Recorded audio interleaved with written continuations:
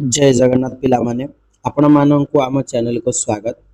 आज आम class 10 physical science chapter 3 धातु और अधातु रो पार्ट 2 विषय रे आलोचना करिबा। तेणु भिडियोटी को शेष पर्यंत निश्चित देखंतु। तो पिले आज आम आलोचना करिबा प्रतिक्रियाशीलतार क्रम विषय। तो अनुଯାयी प्रतिक्रिया किपरि हुए प्रथमे नाइट्रोजन तो ये देख पिले कर दिया N A M G A I Z N बा जिंक फेरम है तो ये भाव में तुम्हें कर नहीं पार। तो अर्थात सोडियम हूँ सबुठारु तो नाइट्रोजन बा सोडियम सबुठारु कौन अधिक सहजरे अम्लजान सहित प्रतिक्रिया करें।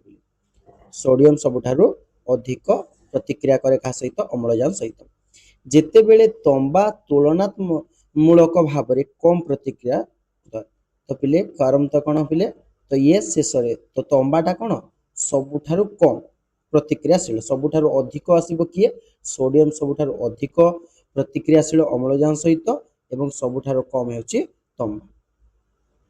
नेक्स्ट कौन देखिए पिले मैग्नेशियम तो मैग्नेशियम को आम जदि जालिले पिले जदि आम मैग्नेशियम को जालुछा तेबे अत्यधिक उज्जवल आलोक प्रदान देता है। तो ये कौन अत्यधिक आलोक देता है एवं यार पृष्ठरे बा तल अंश धला मैग्नेशियम कौन करे धला मैग्नेशियम ऑक्साइड तैयारी सृष्टि होता है। सोडियम रो काम कौन पिले सोडियम अत्यंत सहजरे जले एवं यह जलिले सुनेली हलदिया रंगर देखा जाइए किपरि देखा दिए सुनेली हलदिया रंगर देखा दिए। नेक्स्ट देखिबा बिले कपर प्रतिक्रिया विषय जदि आम कपर को देखुचा तेबे कपर को जदि आम वायु रे गरम करूछा ना तो यह अम्लजान सहित प्रतिक्रिया करी कला रंगर कपर सृष्टि करता है। जदि आम कपर को गरम करिकी अम्लजान सहित प्रतिक्रिया कले क्यों रंग करे कला रंगर कपर ऑक्साइड क्रिएट करता है कपर ऑक्साइड। तो ये पिले देख पिले कपर देछि जेते बेला आम कपर को कोन ऑक्सीजन सहित मिसई देला तेबे या कोन करिवो कपर ऑक्साइड क्रिएट करूछि कपर सहित अम्लजान युक्त कोन हो गेला कपर ऑक्साइड सृष्टि होता है। नेक्स्ट देखिबा आम एल्युमिनियम रो प्रतिक्रिया एल्युमिनियम को जदि सही भली आम एल्युमिनियम रो को जदि तुमे अम्लजान सहित प्रतिक्रिया करिवो पिले एल्युमिनियम एवं अम्लजान रो सम्मिश्रण रे कोन हो जिवो एल्युमिनियम ऑक्साइड क्रिएट होय पिले एल्युमिनियम एवं अम्लजान रो सम्मिश्रण रे एल्युमिनियम ऑक्साइड क्रिएट होता है। एही उभय धर्मी ऑक्साइड द्वारा यही तो पिले यही उभय धर्मी ऑक्साइड द्वारा कौन होता है जो धातव ऑक्साइड उभय अम्ल एवं क्षार सहित प्रतिक्रिया करे तो जी अम्ल सहित भी प्रतिक्रिया करे एवं क्षार सहित प्रतिक्रिया करुछि ताको लवण एवं जल तैयारी करे ताहाको आमे उभय धर्मी ऑक्साइड बोली कि कहिथाउ। तो अम्ल एवं क्षार सहित मिसिले कौन हुए लवण और जल सृष्टि करि पारे से जमीती आम एल्युमिनियम ऑक्साइड विषय तो जान पिले तो एल्युमिनियम ऑक्साइड किपरि होछि तो एठारे आम एल्युमिनियम ऑक्साइड रो प्रतिक्रिया देखिबा। एल्युमिनियम ऑक्साइड ये होछि एल्युमिनियम ऑक्साइड अम्ल सहित प्रतिक्रिया होथिला अम्ल सहित प्रतिक्रिया घटुछि एवं एल्युमिनियम ऑक्साइड जेते बेले अम्ल सह प्रतिक्रिया करि पारुछि ना बिले सेही भली क्षार सहित मध्ये एल्युमिनियम प्रतिक्रिया करि पारे क्षार तो एल्युमिनियम का सहित अम्ल सहित मध्ये प्रतिक्रिया करि परिबो एवं क्षार सहित मध्ये प्रतिक्रिया करि पारे। तेणु ए एल्युमिनियम को कोन कहा जाय एल्युमिनियम को आमे पिले उभय धर्मी ऑक्साइड बोली कि कहिबा उभय धर्मी का कहबा जे अम्ल सहित एवं क्षार सहित उभयंक सहित प्रतिक्रिया करे ताको आमे उभय धर्मी बोली कि कहि पारू जेमिति कि एक उदाहरण होछि एल्युमिनियम। नेक्स्ट कोन पिले धातव ऑक्साइड रो जल सहित प्रतिक्रिया किपरि घटुछि तो अधिकांश धातव ऑक्साइड जल रे कोन द्रवणीय न माने जल रे मिलै पारे ना किंतु केतेक धातव ऑक्साइड कोन जल रे द्रवीभूत हो जाए एवं द्रवीभूत होले कोन सृष्टि हुए क्षार सृष्टि हुए जदि किछि धातव ऑक्साइड जल रे द्रवीभूत हुए आ सेही द्रवीभूत ऑक्साइड कोन हुए क्षार सृष्टि हुए जेमे कि Na2O एवं H2O मिसिकी 2NaOH क्रिएट हे पारिबो बिले। नेक्स्ट देखिबा जदि आम कौन है बोले सोडियम ऑक्साइड एवं जल सहित मिसिकी कौन है सोडियम हाइड्रोक्साइड क्रिएट हो पारुछि सेही परि जदि आम पोटासियम ऑक्साइड कथा चिंता करिया बेले पोटासियम ऑक्साइड को आमे जलरे जदि द्रवीभूत कराइबा तेबे सेथरु मध्य पोटासियम ऑक्साइड मध्य क्षार सृष्टि होई पारिबो। तो एथिरे मुख्य कथा पिले अधिकांश धातव ऑक्साइड क्षारीय प्रकृति होता है। जदि जलरे द्रवीभूत हैला तेबे से क्षारीय प्रकृति होता है। किंतु एल्युमिनियम एभली एक ऑक्साइड जे कि अम्ल मध्य क्रिएट करि पारुछि एवं क्षार मध्य क्रिएट करि पारुछि। तेणु ताको आमे उभय धर्मी बोली कि कहै थाउ। तो जदि हमको प्रश्न आसे पिले जे काहाकू उभय धर्मी ऑक्साइड बोली कि कहा जाय माने लेखि नबो एल्युमिनियम बोली कि लेखि नबो। नेक्स्ट देखिबा धातु एवं अम्लजान प्रतिक्रिया किपरि होछि। धातु एवं अम्लजान केतेक धातव ऑक्साइड कोन जलरे द्रवीभूत होई कि कोन क्षार सृष्टि करूछन्ति। धातव ऑक्साइड कोन जलरे जदि द्रवीभूत हला क्षार सृष्टि होई जोछन्ति। तेथिरे देखिबा नाइट्रोजन एवं जल मिसि करी कोन नाइट्रिक ऑक्साइड को सृष्टि हे पारुछि। तो कौन है सोडियम रो सोडियम सहित जितेबाला जल को मिसेला तो सोडियम ऑक्साइड है। से भाई आम जदि पोटासियम को जदि क्रिएट करबा पोटासियम ऑक्साइड जदि जल रे मिसी गला फिले पोटासियम ऑक्साइड सेतरो कोन होछ पोटासियम हाइड्रोक्साइड क्रिएट हे पारुछि। पोटासियम ऑक्साइड रो जदि जल सहित मिसेइबो तेबे कोन सृष्टि हो फिले पोटासियम हाइड्रोक्साइड क्रिएट होइता। नेक्स्ट देखिबा एबे जदि धातव गुड़िकर प्रतिक्रियाशीलता विषय आलोचना करबा पिले कोन देखिबा धातव गुड़िकर प्रतिक्रियाशीलता विषय आलोचना। तो समस्त धातु कोन पिले अम्लजान सहित समान वेगरे प्रतिक्रिया करंती नहीं। तो जेमिति कि पोटासियम एवं सोडियम अत्यंत प्रतिक्रियाशील अटंती। ता तुलना रे मैग्नीशियम को जदि हमें देखिबा तुलना करिबा तेबे ये होची कम प्रतिक्रियाशील। आ तेबे जदि हमें सुना एवं रूपार कथा चिंता करिबा ये अम्लजान सहित सहजरे प्रतिक्रिया करि पारंती नहीं। तो अधिक प्रतिक्रिया किए करूची पोटासियम एवं सोडियम कम करूची मैग्नीशियम एवं प्रतिक्रिया करंती नहीं के पिले सुना रूप ये सब एमने मध्य समस्त धातु गुड़िक एवं लोहार गुंड को जदि आमे अग्नि शिखारे छिंचिले शीघ्र जली जाए किंतु बड़ बड़ लोहा खंड को जदि गरम कले सहजरे जले नहीं। देख लोहा गुंड को आमे छिंचिले जली जीव शीघ्र किंतु बड़ बड़ लोहा को गरम करिवो जदि ताकू तरल हेबा पय बहुत समय लागि थाए जदि गरम करिवो। नेक्स्ट कोन दिछि पिले धातु पृष्ठ रे ऑक्साइड रो आवरण। धातु पृष्ठ रे ऑक्साइड रो आवरण किपरि होछि। तो मैग्नीशियम एल्युमिनियम जिंक लेड भली अनेक धातु गुड़िकर पृष्ठ रे कोन वायुर संस्पर्श रे आसिले एथिरे एक पतला आवरण सृष्टि हुए। यहाँ को आमे एही ऑक्साइड आवरण धातु को अधिक क्षय होबार रक्षा करे। तो जेतेबेले मैग्नीशियम एल्युमिनियम जिंक में देखु जना पिले केतेक धातु अछि जेतेबेले वायुर संस्पर्श से आसिले कोन कलंकी लागि जाय। तो से कलंकी लागिबारु रक्षा करिया पई कोन पिले धातु ऑक्साइड आवरण करा जाय।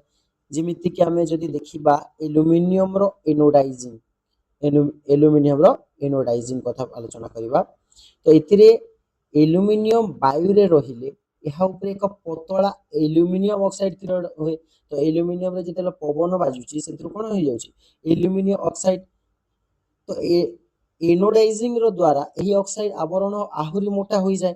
ତେଣୁ ଏହାକୁ ଏଲ୍ୟୁମିନିୟମ କୁ କ୍ଷୟରୁ କଣ କରେ ସୁରକ୍ଷା କରେ।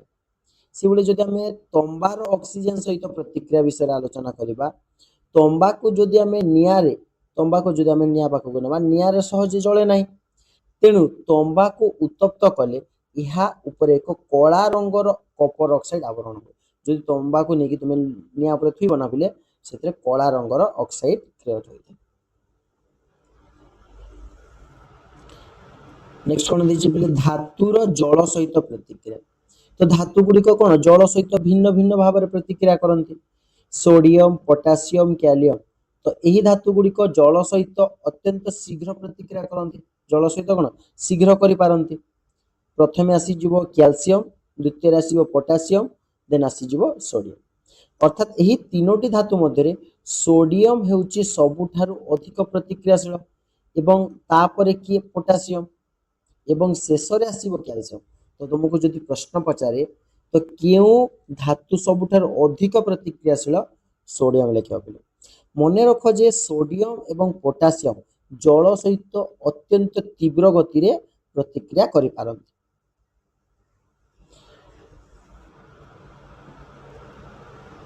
एबे देखिबा जे कैल्शियम रो जल सहित प्रतिक्रिया तो कैल्शियम को जदि आम जल सह प्रतिक्रिया करूछन बोले किछि समय पर कैल्शियम जल उपरे भासीबा आरंभ करे कारण ये होची प्रतिक्रिया उत्पन्न होतबा हाइड्रोजन गैस कोन उत्पन्न हुए हाइड्रोजन गैस कोन बुदबुद कैल्शियम पृष्ठ रे लागि रहे एवं एहा फल रे कैल्शियम गुडी को कोन हिबो हालुका होई कि जल रे भासीबो पिले हालुका होई कि जल रे भासीबा को लागे आ एतर फार्मूला बतैथिली पिले ଯେତେବେଳେ ତୁମେ ଲେଖୁଛ ତ ଏଠି କ'ଣ ହେଇଯାଇଛି H2 ଟା ଆମ ଶେଷକୁ ପଳେଇବ ଏବଂ 1 3 ଏଇଭଳି ଫର୍ମୁଲା କରିବ ଏଇଭଳି ଫର୍ମୁଲା ଆମେ Ca ପ୍ଲସ୍ 2H2 को যদি ଆମେ ସମୀକରଣ ସମାଧାନ କରିବା ପିଲେ CaOH2 ଏବଂ H2 ହାଇଡ୍ରୋଜେନ କ୍ରିଏଟ୍ କରିଥାଏ। नेक्स्ट कौन अच्छे पिले मैग्नीशियम जल सहित प्रतिक्रिया एबे मैग्नीशियम को जदि आमे ठंडा जल सहित अत्यंत धीर प्रतिक्रिया करिबा मैग्नीशियम को कोन ठंडा जल रे अत्यंत धीर प्रक्रिया करिथाय किंतु फुटंता पानी सहित जदि तुमे पकाइबो ताकू कोन तीव्र प्रतिक्रिया होय तो ठंडा जल रे अत्यंत धीर प्रक्रिया चली थाय मैग्नीशियम रो एवं फुटंता जल रे तीव्र प्रतिक्रिया चली थाय। बाष्प सहित धातुर प्रतिक्रिया किपरि हुए केतेक धातु ठंडा किंबा गरम जल सहित प्रतिक्रिया करती ना किछि धातु अछि पिले से माने गरम जल सहित प्रतिक्रिया करती ना किंबा ठंडा जल सहित किंतु बाष्प सहित प्रतिक्रिया करि पारंती जिमिति कि एल्युमिनियम लोहा जिंक एमाने समस्त कोन बाष्प सहित प्रतिक्रिया करि पारंती।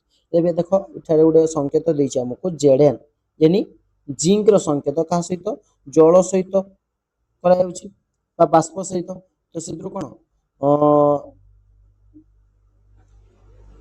तो सेथुर जिंक ऑक्साइड एवं हाइड्रोजन क्रिएट हे पारुछ ना बिले। नेक्स्ट कोन देखिबा किंतु लेड तंबा रूपा सोना पारद एमाने जल सहित साधारण प्रतिक्रिया करंती नाही प्रतिक्रिया करंती नाही। नेक्स्ट कोन देछि जल सहित धातुर प्रतिक्रियाशीलतार क्रम लिखिबा जल सहित ता क्रम को लिखि नेबा प्रथमे कि आसीबो सोडियम आसीबो सोडियम पर पोटासियम 3 रे आसी जिवो कैल्शियम मैग्नीशियम 4 नंबर आसीबो एल्युमिनियम 5 रे आसीबो लोहा 6 लेड 7 तंबा 8 नंबर आसीबो तापर आसी जिवो रूपा 9 पारद आसी जिवो 10 एवं सोना सबठारु शेष आसीबो 11 नंबर। मुख्य साधारण समीकरण जदि आमे देखिबा धातु को आमे जदि जल सहित मिसौचु तेबे धातव ऑक्साइड एवं हाइड्रोजन क्रिएट होता है धातु को जदि जल सहित मिसैबो धातव ऑक्साइड एवं हाइड्रोजन क्रिएट करते से बेला में जदि धातव ऑक्साइड को जदि जल रे मिसै दबो पिले तेबे धातव हाइड्रोजन क्रिएट हो कौन हो धातव हाइड्रोजन क्रिएट हो तेणु जो धातु अधिक प्रतिक्रियाशील ना पिले से जल सहित अधिक तीव्र भाव में प्रतिक्रिया करि पारे। मैग्नीशियम रो जदि जल सहित प्रतिक्रिया देखिबा पिले मैग्नीशियम को गरम पानी किंबा बाष्प सहित प्रतिक्रिया करे एही प्रतिक्रिया रे मैग्नीशियम ऑक्साइड एवं हाइड्रोजन गैस सृष्टि होता है मैग्नीशियम ऑक्साइड एवं हाइड्रोजन गैस सृष्टि हुए तो बोले दिया ना बोले संकेत दिया देख मैग्नीशियम जो जल सहित मिशुची मैग्नीशियम ऑक्साइड एवं हाइड्रोजन क्रिएट करुछि। तो नेक्स्ट कौन देखिए बोले एल्युमिनियम लोहा जिंक रो जल सहित प्रतिक्रिया घटे एल्युमिनियम लोहा एवं जिंक कहा सहित जल बाष्प सहित प्रतिक्रिया घटवा बाष्प सहित प्रतिक्रिया करके धातव ऑक्साइड एवं हाइड्रोजन उत्पन्न करिथाय धातव एठी प्रथमे देछि पिले एल्युमिनियम कहा सहित तो बाष्प सहित मिसिकी कोन सृष्टि कला एल्युमिनियम ऑक्साइड एवं हाइड्रोजन क्रिएट कला द्वितीय रे हमको देछि फेरम बा लोहा ଲୁହା ଯେତେବେଳେ ବାଷ୍ପ ସହିତ ମିଶିଲା କଣ ହେଇଗଲା, ଫେରମ H2O ସହିତ ମିଶିକି ଫେରମ ଅକ୍ସାଇଡ ଏବଂ ହାଇଡ୍ରୋଜେନ କ୍ରିଏଟ କରୁଛି ନା ପିଲେ, ହାଇଡ୍ରୋଜେନ କ୍ରିଏଟ ହେଇଗଲା। ସେଇଭଳି ଲେଡ, ତମ୍ବା, ରୂପା, ସୁନା ଜଳ ସହିତ ପ୍ରତିକ୍ରିୟା କରନ୍ତି ନାହିଁ। ଏସିଡ ସହିତ ଧାତୁର ପ୍ରତିକ୍ରିୟା, ତ ଧାତୁ ଗୁଡିକ କଣ ପିଲେ ଲଘୁ ଅମ୍ଳ ସହିତ ପ୍ରତିକ୍ରିୟା କରି ଲବଣ ଏବଂ ହାଇଡ୍ରୋଜେନ ଗ୍ୟାସ ଉତ୍ପନ୍ନ କରିଥାନ୍ତି। ଧାତୁ ସହିତ ଲଘୁ ଅମ୍ଳ ଯଦି ମିଶିଗଲା ତେବେ କଣ ସୃଷ୍ଟି ହେବ ପିଲେ, ଲବଣ ଏବଂ ହାଇଡ୍ରୋଜେନ ସୃଷ୍ଟି ହୋଇଥାଏ। ତମେ ଯଦି କାର୍ଯ୍ୟକଳାପରେ ପର୍ଯ୍ୟବେକ୍ଷଣ ଦେଖିବା ପିଲେ, ବିଭିନ୍ନ ଧାତୁକୁ ଲଘୁ ହାଇଡ୍ରୋଲିକ ଅମ୍ଳରେ ପକାଇଲେ ବିଭିନ୍ନ ବେଗରେ ହାଇଡ୍ରୋଜେନ ଗ୍ୟାସର ଫଟକା ବାହାରିଥାଏ, ବିଭିନ୍ନ ବେଗରେ, କେଉଁଥିରେ ଧୀର ଗତି ହୋଇଥାଏ ତ କେଉଁଥିରେ ତୀବ୍ର ଗତି ହୋଇଥାଏ। ତ ମ୍ୟାଗ୍ନେସିୟମ ହେଉଛି ସବୁଠାରୁ ଦ୍ରୁତ ବେଗରେ ପ୍ରତିକ୍ରିୟା କରେ ଏବଂ ମ୍ୟାଗ୍ନେସିୟମର ପରୀକ୍ଷା ନଳୀ ସାଧାରଣ ତାପମାତ୍ରା ତାର ଅଧିକା ହୁଏ ଏବଂ ଧାତୁ ଗୁଡ଼ିକ ପ୍ରତିକ୍ରିୟାଶୀଳତା ରହିଥାଏ। ତ ମ୍ୟାଗ୍ନେସିୟମ ପ୍ରଥମେ ଆସିଯିବ, ତାପରେ ଆଲୁମିନିୟମ ଆସିବ, ଜିଙ୍କ ଆସିଯିବ, ଫେରମ ଆସିଯିବ, ଏହି କ୍ରମରେ ପିଲେ। ନେକ୍ସଟ ଆମକୁ କଣ କହିଛି, ତମ୍ବା, ରୂପା, ସୁନା ଲଘୁ ହାଇଡ୍ରୋକ ଅମ୍ଳ ସହିତ ପ୍ରତିକ୍ରିୟା କରିପାରିବେ ନାହିଁ, ଲଘୁ ହାଇଡ୍ରୋ ସହିତ ପ୍ରତିକ୍ରିୟା କରିପାରିବେ ନାହିଁ। ଏବେ ଯଦି ଆମେ ମ୍ୟାଗ୍ନେସିୟମର ଦେଖିବା ପିଲେ, ତ ମ୍ୟାଗ୍ନେସିୟମ ଯଦି ହାଇଡ୍ରୋକ୍ଲୋରିକ ସହିତ ମିଶୁଛି ପିଲେ ତ କଣ ସୃଷ୍ଟି ହେଉଛି, ମ୍ୟାଗ୍ନେସିୟମ କ୍ଲୋରାଇଡ ଏବଂ ହାଇଡ୍ରୋଜେନ ସୃଷ୍ଟି ହେଉଛି। ସେଇଭଳି ଯଦି ତୁମେ ଆଲୁମିନିୟମ କଥା ଦେଖିବ, ଆଲୁମିନିୟମକୁ ଯଦି ଆମେ ହାଇଡ୍ରୋକ୍ଲୋରିକ ସହିତ ମିଶେଇ ଦେବା ପିଲା, ହାଇଡ୍ରୋକ୍ଲୋରିକ ସହିତ, ତେବେ ଆଲୁମିନିୟମ କ୍ଲୋରାଇଡ ଏବଂ ହାଇଡ୍ରୋଜେନ କ୍ରିଏଟ ହେବ। ସେଇଭଳି Zn କୁ ଆମେ ଯଦି ହାଇଡ୍ରୋକ୍ଲୋରିକ ସହିତ ମିଶେଇବା, Zn କ୍ଲୋରାଇଡ ଏବଂ ହାଇଡ୍ରୋଜେନ କ୍ରିଏଟ ହେଇଯିବ। ଲୁହାକୁ ଆମେ ଫେରମ କହିଥାଉ, ଲୁହାକୁ ଯଦି ଆମେ ଫେରମକୁ ଯଦି ହାଇଡ୍ରୋକ୍ଲୋରିକ ସହିତ ମିଶେଇବା ତେବେ କଣ, ଫେରମ କ୍ଲୋରାଇଡ ଏବଂ ହାଇଡ୍ରୋଜେନ ସୃଷ୍ଟି ହେବ। ଏହା ବ୍ୟତୀତ ନାଇଟ୍ରିକ ଅମ୍ଳର ବ୍ୟତିକ୍ରମ ବି ହେଇଥାଏ ପିଲେ। କୌଣସି ଧାତୁ ସାଧାରଣତଃ ନାଇଟ୍ରିକ ଅମ୍ଳର ସଂକେତ ହେଲା ପିଲେ SnO3 ସହିତ ପ୍ରତିକ୍ରିୟା କଲେ ହାଇଡ୍ରୋଜେନ ଗ୍ୟାସ ନିର୍ଗତ ହୁଏ ନାହିଁ, କାରଣ ନାଇଟ୍ରୋଜେନ ବା SnO3 ଏକ ଶକ୍ତିଶାଳୀ ଜାରକ। ତ କଣ, ଶକ୍ତିଶାଳୀ ଜାରକ ଥିବା ଯୋଗୁଁ ଗ୍ୟାସ ନିର୍ଗତ ହୁଏନି। ନାଇଟ୍ରିକ ଅମ୍ଳ ସହ ଧାତୁର ପ୍ରତିକ୍ରିୟା କିପରି ହୋଇଥାଏ, ତ ଯଦି ଆମେ ନାଇଟ୍ରିକ ଅମ୍ଳ ସହିତ ଯଦି ତା ବିଷୟରେ ଆଲୋଚନା କରୁଛେ, ତ ଉତ୍ପନ୍ନ ହେଉଥିବା ହାଇଡ୍ରୋଜେନରୁ ଆମେ ନାଇଟ୍ରିକ ଅମ୍ଳକୁ ଜାରିତ କରି ଜଳ ସୃଷ୍ଟି କରି ଏବଂ ନିଜେ ବିଜାରଣ ହୋଇ ବିଭିନ୍ନ ନାଇଟ୍ରୋଜେନ ଅକ୍ସାଇଡ ବା NO ଏବଂ NO2 ଏଇଭଳି ଉପାଦାନ ଗୁଡ଼ିକୁ ଗଠନ କରିପାରିବା। ନେକ୍ସଟ କଣ ଦେଲା ପିଲେ, ମ୍ୟାଗ୍ନେସିୟମ ଏବଂ ମାଙ୍ଗାନିଜ ଲଘୁ ନାଇଟ୍ରିକ ଅମ୍ଳ ସହିତ ପ୍ରତିକ୍ରିୟା କରି ହାଇଡ୍ରୋଜେନ ଗ୍ୟାସ ମଧ୍ୟ ସୃଷ୍ଟି କରନ୍ତି। ମ୍ୟାଗ୍ନେସିୟମ ଏବଂ ମାଙ୍ଗାନିଜ କାହା ସହିତ ମିଶିକି, ନାଇଟ୍ରିକ ଅମ୍ଳ ସହିତ ପ୍ରତିକ୍ରିୟା କରନ୍ତି। ଅମ୍ଳରାଜ କଥା ଯଦି ଆମେ ଆଲୋଚନା କରିବା ପିଲେ, ଅମ୍ଳରାଜ ହେଉଛି ସଦ୍ୟ ପ୍ରସ୍ତୁତ ଗାଢ ହାଇଡ୍ରୋଲିକ ଅମ୍ଳ ଏବଂ ଗାଢ ନାଇଟ୍ରିକ ଅମ୍ଳର 3:1ର ମିଶ୍ରଣକୁ ବୁଝାଇଥାଏ। ତ ପିଲାମାନେ ଆଜିର ଭିଡ଼ିଓଟି ଯଦି ଭଲ ଲାଗିଥାଏ ଆପଣଙ୍କୁ, ଭିଡ଼ିଓଟିକୁ ଲାଇକ୍ କରନ୍ତୁ, ସେୟାର କରନ୍ତୁ ଏବଂ ଆମ ଚ୍ୟାନେଲକୁ ସବସ୍କ୍ରାଇବ କରି ପାଖରେ ଥିବା ବେଲ୍ ଆଇକନକୁ ଦବାଇ ଦିଅନ୍ତୁ ଏବଂ ପରବର୍ତ୍ତୀ ଭିଡ଼ିଓରେ ପୁଣି ଥରେ ଦେଖା ହେବା ପିଲାମାନେ। ସେ ପର୍ଯ୍ୟନ୍ତ ଧନ୍ୟବାଦ। ଜୟ ଜଗନ୍ନାଥ।